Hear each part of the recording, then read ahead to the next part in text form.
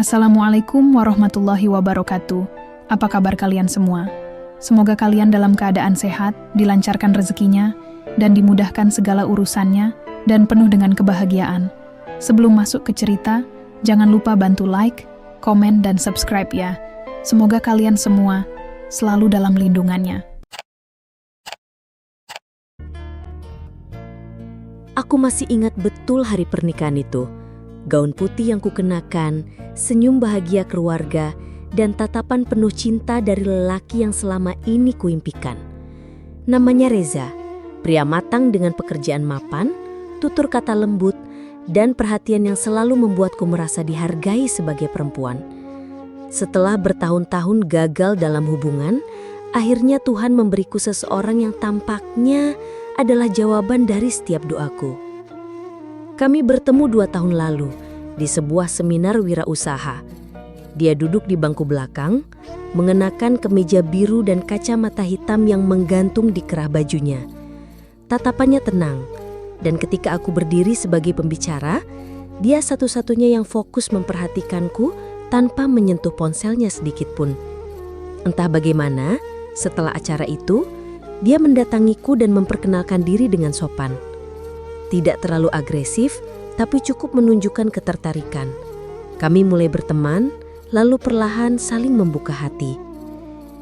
Yang membuatku kagum, Reza tak pernah menutupi masa lalunya. Dia bilang pernah menikah selama 4 tahun dengan seorang perempuan bernama Dita. Namun pernikahan itu kandas karena perbedaan prinsip.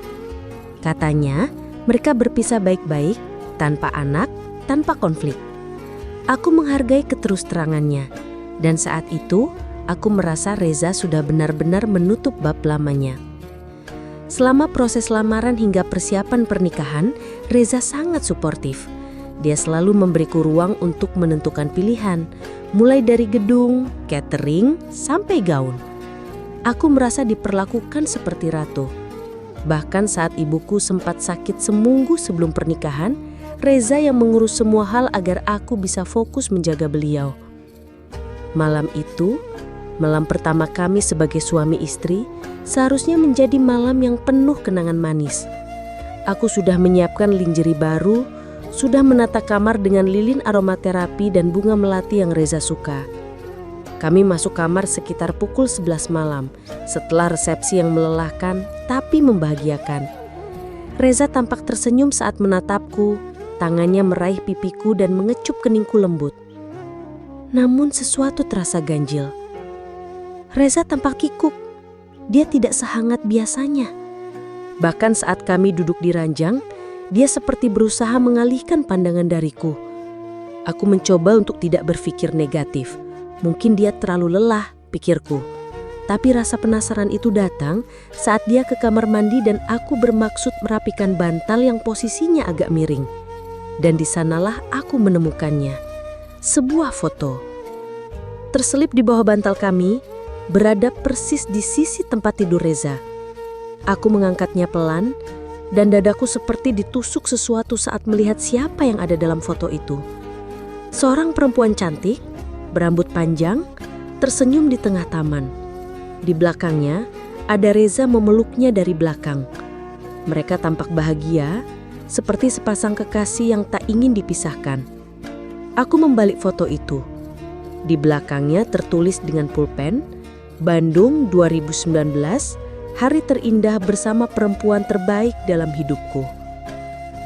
Tanganku gemetar. Perutku terasa mual. Ini bukan sekedar kenangan biasa. Ini adalah peninggalan cinta yang jelas belum selesai. Ini bukan foto yang tercacar, bukan pula benda yang tak sengaja tertinggal. Foto itu diletakkan dengan sengaja, disimpan di bawah bantal, di tempat paling intim dalam kehidupan rumah tangga. Aku tidak tahu harus bagaimana. Saat Reza keluar dari kamar mandi, aku masih duduk di ranjang menatap foto itu dengan air mata yang mulai mengalir. Dia terdiam saat melihatku, lalu matanya bergerak ke foto yang kugenggam. "Kamu nemu itu ya?" Suaranya pelan.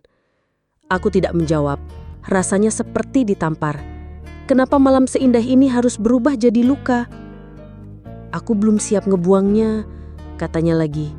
Itu satu-satunya kenangan yang aku simpan tentang dia. Tapi aku janji, aku udah gak punya rasa. Aku hanya bisa tertawa kecil. Pahit. Kalau memang gak punya rasa, kenapa kamu taruh di bawah bantal kita, Za? Kenapa bukan di dalam lemari? Atau buang sekalian? Dia tidak menjawab. Pandangannya jatuh ke lantai, seolah mencari jawaban di antara keramik putih yang dingin itu. Aku berdiri, membuka lemari, dan mulai mencari-cari. Entah kenapa aku merasa ada sesuatu lagi yang disembunyikannya. Dan benar saja, di laci kecil ada sebuah kotak kayu. Aku membukanya dan menemukan lebih banyak foto mereka. Tiket bioskop, sebuah kalung emas kecil, dan sepucuk surat yang tampaknya ditulis oleh Dita. Aku tidak kuat membaca isinya, tapi mataku terpaku pada kalimat penutup surat itu. Kalau suatu hari kamu menikah lagi, tolong jangan lupakan aku, karena di dalam hati kita selalu ada ruang yang tak tergantikan. Air mataku tumpah. Aku merasa seperti tamu yang datang terlambat ke dalam hidup seseorang ketika semua ruangan hati telah ditempati orang lain. Aku hanya menempati sisa-sisanya. Zah, aku gak masalah kamu punya masa lalu, tapi aku pikir kamu sudah selesai dengan itu. Aku pikir kamu sudah benar-benar membuka halaman baru untuk kita. Ucapku, suaraku bergetar. Aku juga pikir aku sudah selesai, sayang. Tapi ternyata ada bagian dari diriku yang belum ikhlas. Jawabnya jujur. Kejujurannya justru membuat hatiku hancur. Apa artinya pernikahan kami kalau dia masih menggenggam bayangan perempuan lain? Aku bukan tipe perempuan pencemburu, tapi setiap perempuan berhak mendapatkan cinta yang utuh dari suaminya. Bukan cinta yang terbagi atau sisa-sisa dari masa lalu yang belum tuntas. Malam itu, kami tidak tidur. Aku menangis dalam diam, memunggungi Reza. Dia pun tidak menyentuhku sama sekali. Hanya terdengar helaan napas panjang dan bisikan permintaan maaf yang tak mampu menyembuhkan luka yang baru saja terbuka. Pagi harinya, suasana di rumah sangat kaku. Sarapan yang disiapkan asisten rumah tangga hanya disentuh seadanya. Kami berbicara seadanya. Aku masih tidak tahu harus bersikap bagaimana. Apakah aku harus membicarakan semuanya? Atau memberinya waktu? Siangnya aku pulang ke rumah ibuku sebentar dengan alasan ingin mengambil beberapa pakaian yang tertinggal. Tapi sebenarnya aku butuh waktu untuk menenangkan diri. Di kamar lamaku, aku meringkuk di kasur sambil menatap langit-langit. Aku tidak menyangka malam pertama yang seharusnya menjadi momen paling membahagiakan dalam hidupku, justru membuatku mempertanyakan seluruh keputusan yang sudah kuambil. Apakah aku salah menikah? Apakah aku terlalu cepat percaya? Apakah aku hanya pelarian? Beberapa pesan dari Reza masuk ke ponselku, tapi aku tidak membalasnya. Aku butuh waktu, butuh ruang, dan yang paling menyakitkan, aku mulai meragukan apakah Reza benar-benar mencintaiku atau hanya butuh seseorang untuk menambal kekosongan yang ditinggalkan Dita. Keesokan harinya, Reza datang ke rumah ibuku. Dia duduk di ruang tamu, berbicara panjang lebar tentang pernikahan kami, tentang rasa bersalahnya. Kemudian ibuku memanggilku ke kamar dan menatapku penuh empati. Nak, tidak ada pernikahan yang langsung sempurna. Semua orang punya masa lalu. Tapi kamu yang harus tahu, kamu sanggup atau tidak hidup berdampingan dengan itu. Aku terdiam. Kata-kata ibu seperti menamparku. Bukan karena menyalahkan, tapi karena benar. Pernikahan bukan hanya tentang cinta, tapi juga tentang kesiapan menghadapi luka yang mungkin terbawa dari masa lalu pasangan kita. Malam itu, aku akhirnya berbicara dari hati ke hati dengan Reza. Kami duduk berdua di balkon, diterangi lampu taman yang temaram. Aku berbicara hati ke hati dengan Reza. Kami duduk berdua di balkon, diterangi lampu taman yang temaram. Aku berbicara hati ke hati dengan Reza. Kami duduk berdua di balkon diterangi lampu taman yang temaram. Aku berbicara hati ke hati. Kami duduk berdua di balkon diterangi lampu taman yang temaram. Aku akhirnya berbicara dari hati ke hati dengan Reza. Kami duduk berdua di balkon diterangi lampu taman yang temaram.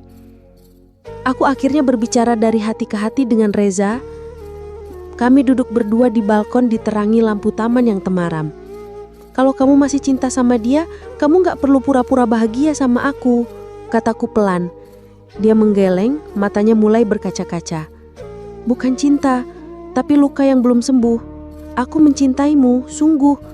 Tapi ternyata aku belum benar-benar berdamai dengan masa lalu. Aku tarik napas panjang. Kalau begitu, mari kita sembuhkan bersama-sama.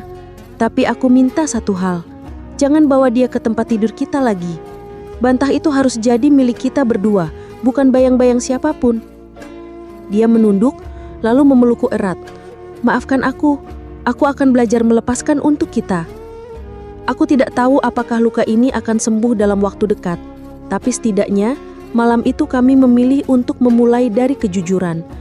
Mungkin bukan awal yang sempurna, tapi barangkali itu justru fondasi terbaik untuk membangun pernikahan yang nyata, bukan sekedar mimpi.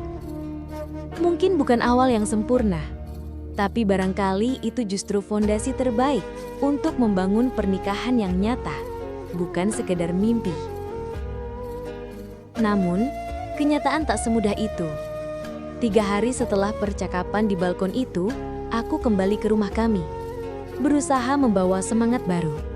Aku menata ulang kamar, mengganti spray, menyimpan kembali kotak kayu berisi kenangan masa lalu Reza di lemari paling atas, lalu menambahkan frame kecil berisi foto pernikahan kami di atas nakas. Aku mencoba sekuat tenaga untuk memberi ruang bagi lembaran baru.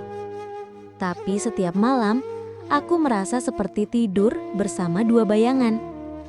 Satu adalah aku sendiri yang berusaha keras untuk kuat. Dan satunya lagi adalah sosok perempuan bernama Dita yang terus hidup di antara celah-celah kehidupan kami, meski tubuhnya sudah lama tak hadir.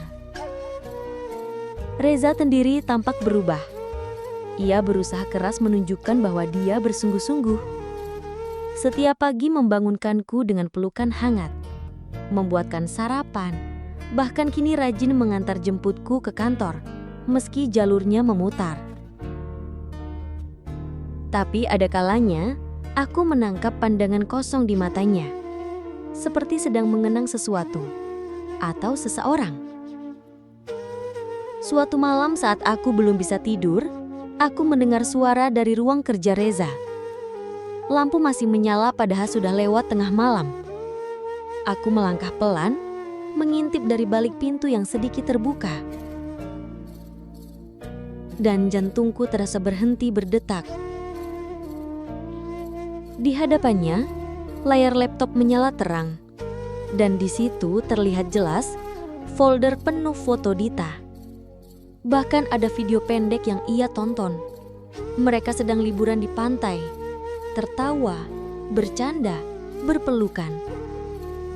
Aku menutup mulutku, menahan isak yang hampir pecah.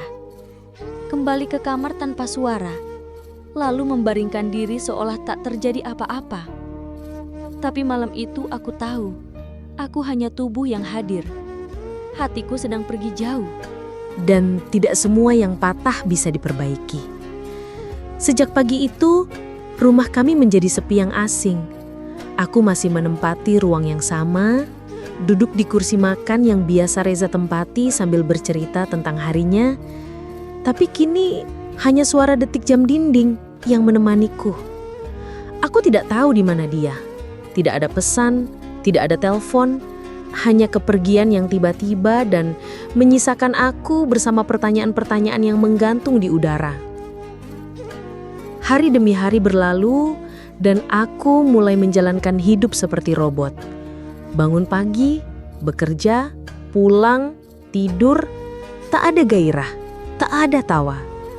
Para rekan kerja yang biasanya riuh mulai berhenti bertanya tentang Reza setelah berkali-kali ku jawab dengan senyuman palsu. Aku belajar berpura-pura kuat. Tapi malam adalah saat paling mematikan. Ketika tubuh lelah dan hati kosong bersatu menjadi senjata yang menusuk dari dalam. Pada malam kelima Reza pergi, aku membuka lemari pakaiannya.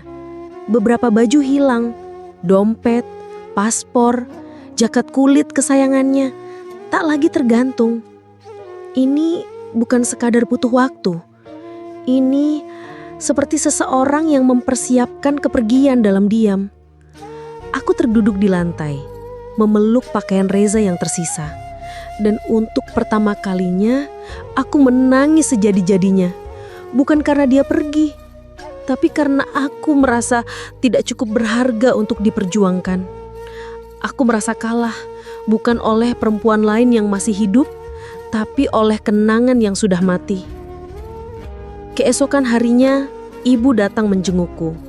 Saat melihat mataku yang sembab, ia langsung menarikku ke pelukannya. "Kalau kamu lelah bertahan sendirian, kamu boleh pulang, Nak," katanya lembut. Aku menggeleng. "Aku cuma butuh waktu juga, Bu, sama seperti Reza." Tapi dalam hati, aku tahu, waktu yang kami maksud mungkin tidak akan pernah bertemu. Seminggu kemudian, Reza mengirimkan pesan singkat. Hanya satu kalimat. "Aku di Bandung." Hatiku langsung mencelos. Bandung, kota yang penuh kenangan antara dia dan Dita. Kota yang ada di balik foto sialan itu. Kota yang konon menyimpan hari terindah bersama perempuan terbaik dalam hidupnya. Aku tidak tahu apakah pesan itu ajakan untuk menyusul, atau hanya bentuk penegasan bahwa dia sedang melarikan diri ke masa lalu. Namun, ada satu hal yang menggugahku. Aku tidak bisa terus menunggu dalam gelap. Aku perlu jawaban. Aku perlu tahu apakah aku masih diperjuangkan atau aku hanya sedang diberi waktu untuk dilupakan secara perlahan. Hari itu juga aku mengambil cuti. Kupesan tiket ke Bandung dan berangkat tanpa memberitahu siapapun. Sesampainya di sana, aku menuju sebuah penginapan kecil yang sering Reza sebut sebagai tempat favoritnya saat ingin menenangkan diri. Aku tidak tahu dia ada di sana, tapi firasatku benar. Di resepsionis, nama Reza tertera jelas dalam daftar tamu, kamar 207. Jantungku berdebar saat berdiri di depan pintu kamar itu. Telapak tanganku dingin, napasku tak teratur. Tapi aku butuh ini, butuh kejujuran, butuh akhir dari semua teka-teki. Kutekan bel 1 kali, tak ada jawaban. Ku ketuk pelan sambil menyebut namanya. "Reza, ini aku." Beberapa detik kemudian, pintu terbuka. Dan di sanalah dia, berdiri dengan wajah lelah, mata cekung, rambut berantakan. Tapi bukan itu yang membuatku terpaku. Di dalam kamar, kulihat meja penuh foto. Foto Dita, tersusun rapi dengan lilin menyala di sampingnya. Mataku membesar. "Apa ini, Zah?" Dia hanya menatapku tak berkata apa-apa. "Apa kamu bikin altar buat dia?" Reza memejamkan mata. "Aku kira kalau aku datang ke tempat-tempat kami dulu, aku bisa melepaskan. Tapi ternyata aku makin kehilangan arah." Aku terduduk di lantai, memeluk pakaian Reza yang tersisa. Dan untuk pertama kalinya, aku menangis sejadi-jadinya. Bukan karena dia pergi, tapi karena aku merasa tidak cukup berharga untuk diperjuangkan. Aku merasa kalah, bukan oleh perempuan lain yang masih hidup, tapi oleh kenangan yang sudah mati. Jam 3 dini hari, kami masih duduk dalam diam. Reza menggenggam tanganku, pelan tapi erat. Dia mengatakan, "Bismillah," dan dengan perlahan membalas genggamanku.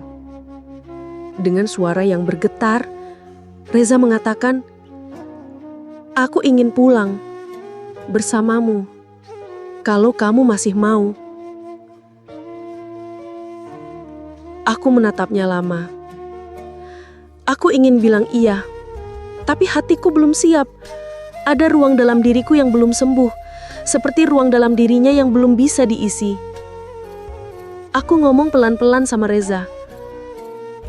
"Aku gak janji kita bisa langsung kembali seperti dulu. Tapi kalau kamu mau berjuang, aku juga akan belajar berdamai.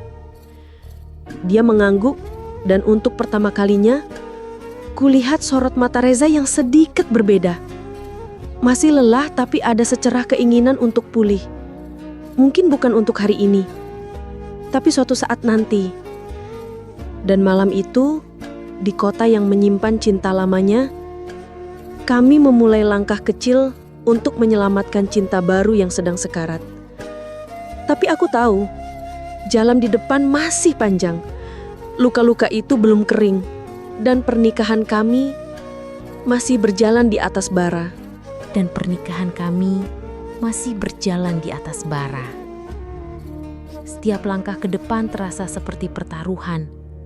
Apakah akan membakar atau justru menguatkan? Setelah malam di Bandung itu, kami pulang bersama. Di dalam mobil, perjalanan 5 jam terasa lebih panjang karena diam yang menggantung di antara kami. Tidak ada musik, tidak ada tawa. Hanya sesekali Reza menggenggam tanganku, seolah ingin mengatakan bahwa ia ada. Meski sebagian dirinya masih belum sepenuhnya kembali. Sesampainya di rumah, aku mendapati segalanya masih seperti semula.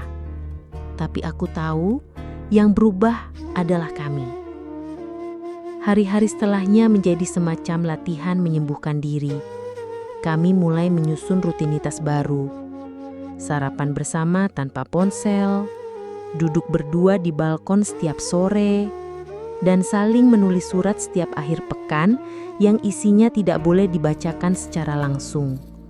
Hanya dibaca dalam diam oleh masing-masing dari kami. Aneh, tapi terapi kecil itu entah bagaimana membuat kami perlahan merasa bisa bicara lebih jujur tanpa takut melukai. Surat pertama dari Reza membuatku menangis diam-diam malam itu. Aku masih belajar melepaskan. Tapi aku tahu, aku tidak ingin kehilangan kamu. Bukan karena kamu pengganti, tapi karena kamu rumahku. Aku membalas seminggu kemudian. Kalau kamu rumahku, pastikan kamu menutup pintu untuk bayangan yang terus masuk tanpa diundang. Tapi justru ketika semuanya mulai terasa membaik, luka itu kembali terbuka oleh hal yang tak kusangka. Pagi itu, aku menemukan amplop coklat besar di laci meja ruang kerja Reza. Awalnya, aku tak berniat membukanya. Tapi ketika aku melihat nama Dita tertulis di pojoknya, bukan dalam bentuk surat tapi dokumen hukum, rasa penasaranku mengalahkan segalanya. Dengan tangan gemetar, kubuka isi amplop itu. Dan yang kulihat membuat napasku tercekak. Surat pengajuan pemindahan makam. Nama Reza tertera sebagai pemohon. Alasan yang ditulis, ingin memindahkan almarhumah ke tempat yang lebih tenang dan mudah dijangkau keluarga. Aku terduduk. Mengapa dia tidak pernah membicarakan ini padaku? Malam itu, aku menatap Reza dengan tatapan yang tak bisa kusembunyikan lagi. Ia sedang membaca di sofa ketika aku meletakkan dokumen itu di atas meja di hadapannya. Apa ini, Za? Ia tampak terkejut. Beberapa detik, dia tak mampu bicara. Kamu nemu dari mana? Kenapa kamu gak bilang? Kamu mau mindahin makam dia, tapi gak bilang ke aku. Suami istri macam apa kita ini? Ia berdiri, menatapku putus asa. Aku gak tahu harus bilang apa. Aku cuma pikir kalau makamnya lebih dekat, aku bisa lebih tenang. Aku bisa ziarah kalau rindu. Kamu mau menenangkan dirimu, atau kamu belum bisa melepaskan dia? Suaraku meninggi. Bibirku gemetar. Sampai kapan aku harus bersaing dengan orang mati, Reza? Ia tertunduk.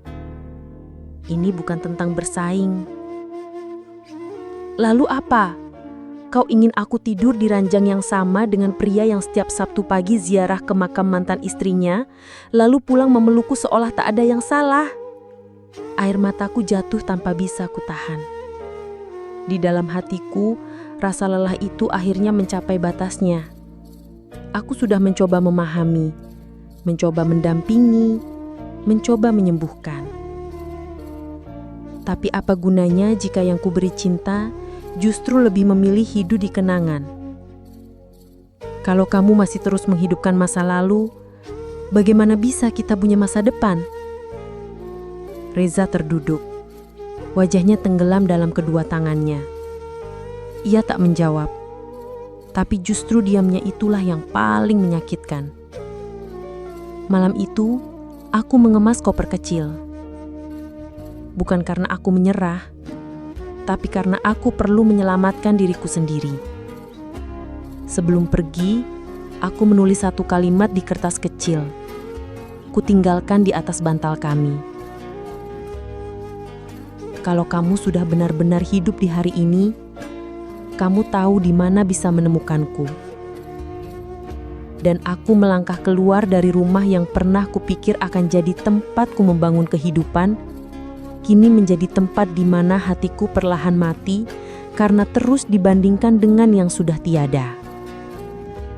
Aku tidak tahu apakah ini akhir atau justru titik balik. Tapi yang aku tahu, aku mencintainya. Dan mungkin mencintai juga berarti berani pergi agar seseorang belajar merindukan yang nyata. Bukan terus memeluk bayangan yang tak bisa kembali. Bukan terus memeluk bayangan yang tak bisa kembali. Hari-hari setelah aku pergi, berubah menjadi lembaran sunyi yang baru. Aku tinggal sementara di rumah ibu, di kamar lamaku yang masih beraroma sabun cuci pakaian dan kayu tua.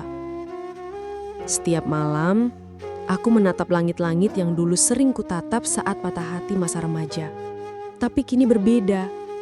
Rasa hancurnya lebih dalam, lebih dewasa, dan lebih mematikan. Ibu tidak banyak tanya. Dia hanya duduk menemaniku setiap pagi, menyiapkan teh jahe, dan sesekali mengusap punggungku sambil berkata pelan, "Kalau memang sakitnya tak bisa dibagi, setidaknya jangan dipikul sendiri." Aku mencoba bangkit, mengisi hari dengan kembali bekerja, bersosialisasi, bahkan mulai ikut kelas yoga setiap akhir pekan. Tapi di balik semua itu, aku masih sering memeluk handphone di malam hari, menatap layar kosong, berharap ada pesan dari Reza. Tapi tidak pernah ada. 2 minggu berlalu, tidak ada kabar. Sampai pada suatu malam, di tengah hujan deras yang mengguyur atap rumah ibu, aku mendapat telepon dari nomor tak dikenal. Suaranya basah, tergesah dan patah-patah. Bahkan saat seluruh dunia menyuruh mereka berhenti, pernikahan kami tak lagi berjalan di atas bara, tapi juga belum sepenuhnya di atas bunga. Luka-luka yang pernah ada tidak serta-merta lenyap, tapi kini kami punya cara baru untuk menatapnya. Bukan sebagai ancaman, melainkan sebagai pengingat betapa kuatnya kami memilih untuk tetap bersama. Hari-hari berlalu, perlahan kami membangun ulang puing-puing yang dulu hampir kami tinggalkan. Rumah itu kembali terasa hidup. Foto-foto pernikahan kami kini menghiasi ruang tamu. Bukan untuk menutupi kenangan lama, tapi untuk merayakan keberanian baru. Kami mulai menanam tanaman bersama di pekarangan, memasak menu-menu baru setiap akhir pekan. Dan yang paling penting, kami belajar untuk bicara sebelum diam menjadi jurang yang tak bisa diseberangi. Suatu malam saat hujan turun lembut, Reza mengajakku duduk di halaman belakang. Lilin kecil menyala di atas meja rotan, dan aroma tanah basah membuat malam terasa lebih hangat. Ia menggenggam tanganku, menatapku seperti malam pertama dulu sebelum semua luka muncul ke permukaan. "Aku mau ajak kamu ke satu tempat besok," katanya pelan. "Kemana?" tanyaku penasaran. "Ke makam Dita." Aku terdiam, tidak karena takut, tapi karena jantungku berdetak lebih cepat seperti sedang menghadapi sesuatu yang suci. "Aku ingin kamu ikut bukan karena aku belum selesai dengan dia, tapi karena aku ingin kamu tahu bahwa bagian dari diriku yang dulu tinggal di sana, kini akan kutinggalkan sepenuhnya. Dan aku mau kamu saksinya. Besoknya kami berangkat pagi-pagi. Reza membawa bunga putih, dan aku membawa satu amplop berisi surat yang telah kutulis sejak malam sebelumnya. Saat kami tiba di makam itu, Reza duduk diam beberapa saat. Tak ada air mata, tak ada isak. Hanya ketenangan yang perlahan turun ke wajahnya. Dia meletakkan bunga, lalu menatap Nisan dengan lembut. Terima kasih, sudah pernah menjadi bagian dari hidupku. Tapi sekarang, aku sudah punya rumah yang baru. Lalu ia menoleh ke arahku, dan aku menyerahkan surat yang kubawa. Ia menatapku sebentar, bingung. Bacakan, kataku. Dengan tangan sedikit gemetar, Reza membuka amplop itu, lalu mulai membaca. Hai Dita, aku tidak pernah mengenalmu, tapi aku mencintai pria yang pernah sangat mencintaimu. Terima kasih karena telah membentuknya menjadi seseorang yang begitu peduli, begitu hangat. Tapi mulai hari ini, aku mohon, biarkan dia pergi. Biarkan dia hidup, karena aku juga ingin hidup bersamanya, tanpa bayang-bayang, tanpa luka. Terima kasih, dan selamat beristirahat dengan tenang. Reza terdiam setelah membacanya, lalu menatapku, matanya berkaca-kaca. Dan saat itu aku tahu, kami telah menyelesaikan sesuatu yang tidak pernah bisa diselesaikan dengan amarah, tapi hanya bisa dituntaskan dengan keberanian untuk mengikhlaskan. Malam itu, kami pulang dengan tenang, tak banyak bicara, hanya saling menggenggam tangan sepanjang jalan.